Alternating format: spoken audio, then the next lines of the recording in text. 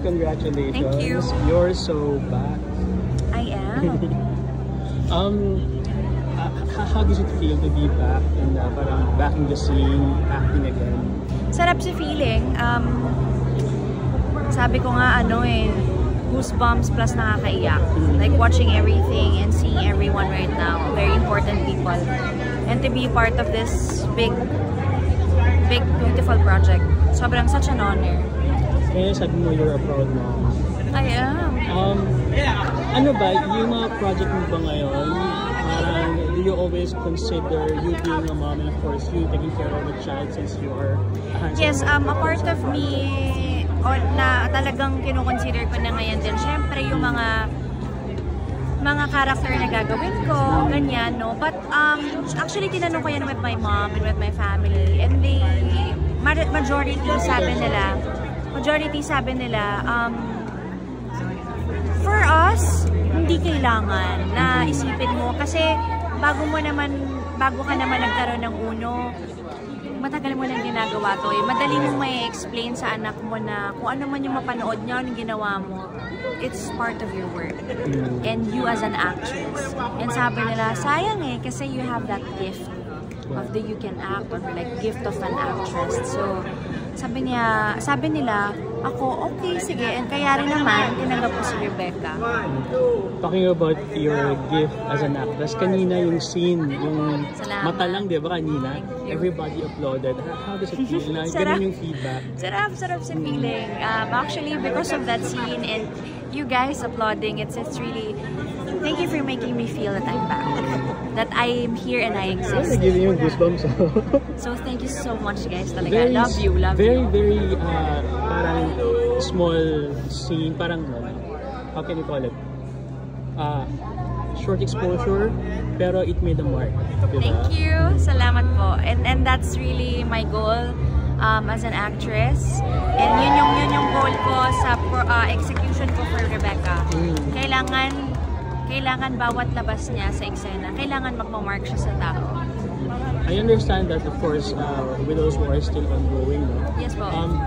Do you have other acting projects ba in the pipeline? Sa alam ko, yes, meron. But ang hirap lang magsabi kasi hindi pa siya talaga final. Yes. Pero ako, I'm super open naman. Basta kaya ng powers ko yung material. At syempre, ngayon, talagang i-consider ko na rin yung time. Hindi tulad before na, sige, tanggap ka sa work yan. Pero syempre ngayon, ayoko rin maapektuhan yung oras ko at panahon ko para kay Uno. Kaya kailangan ako, sa ngayon talagang mas meticulous akong pumili ng proyekto.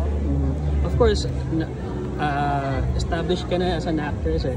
Thank you. Being a singer ba, meron pa bang parang gusto ko pang gawin? Oh yes!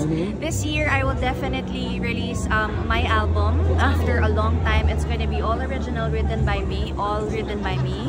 So, nasabi ko na rin ito sa isang someone interviewed me, right? So, I will call the album To All the Boys. To All the Boys. So, it's basically a love letter. Yeah, of course, why not, right? Mare, oh! Lalo ngayon, di ba? Diba? So, it's something that, sabi ko, of course, favoritas is there, like my supporters and my fans. But ano yung isang bagay na hindi pa nila alam sa akin? Ano yung isang bagay na mas makikilala pa nila ako at mas maiintindihan nila ako, hindi lang bilang artista, kundi bilang tao. So I decided to make an album and it's a love letter about my love life, my history. Hindi lang siya tungkol sa isang tao. So per song is tungkol siya sa isang tao na nag-exist, siya sa album siya.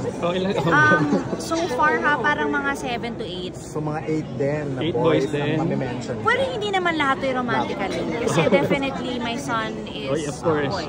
So definitely there would be a song for my son. There would be a song for my parents. Pwede rin friends. Hindi ba? Like si Kenchan hindi pa kasama sa part na he will have a song there. specifically for him. Of course. Without giving away too much, a few words, ano yung story ng entire album? Of course, it's for the boys in your life. Pero what's the parang central message ng album?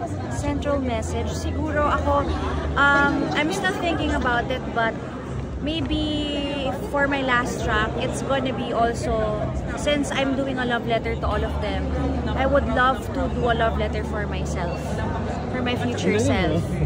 Kasi, to all the boys, yes, and this is how I love, but how do I love myself? Parang pang-concert din yan, kasi may story. I-produce na natin.